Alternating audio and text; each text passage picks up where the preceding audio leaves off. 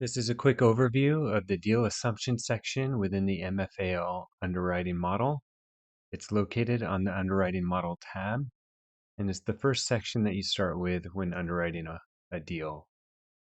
This includes the property information, uh, very basic property information, occupancy. This gets used in the summary tab. You have your whisper price, offer price. You set your acquisition date.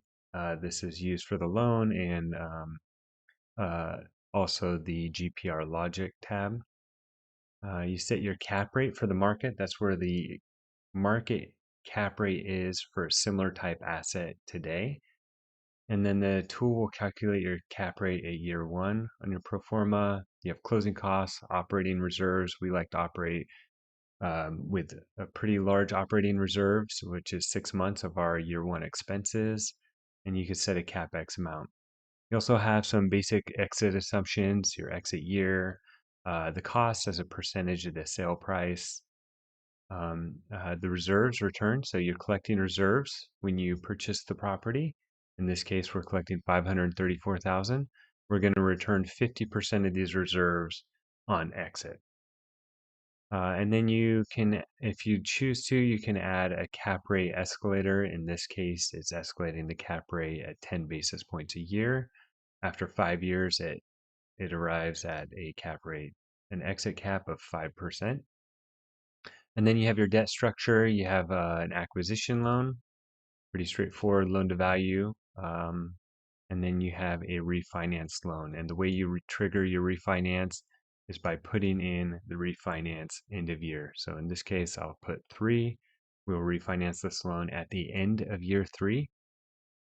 And then it will go ahead and input that and give you your output here, gives you your DCSR in year 4, which is the year following the loan, as well as the percent of capital returned for this refinance.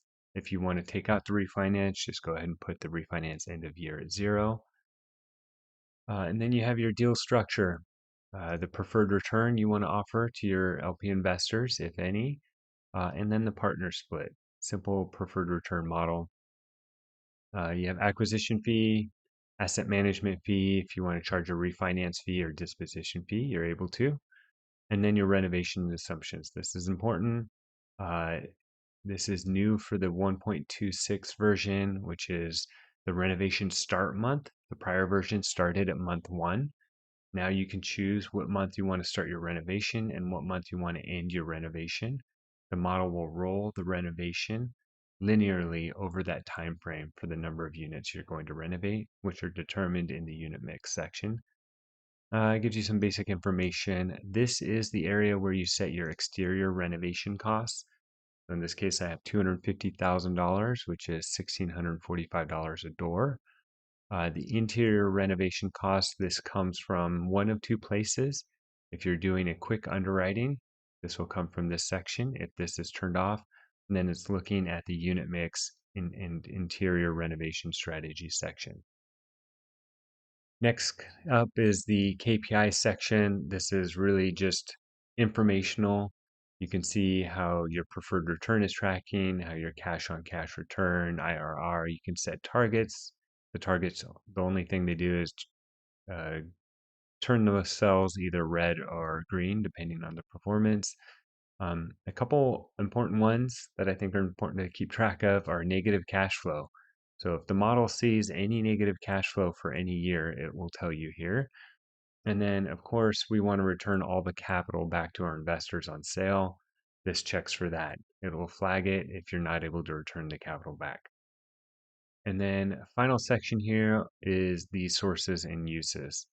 Just a quick summary of the sources of equity and how you're going to deploy that equity for the project. And there's a quick underwriting. There's a separate video on that. Go ahead and watch that if you want. But that wraps it up for the deal assumptions section. Thanks for watching.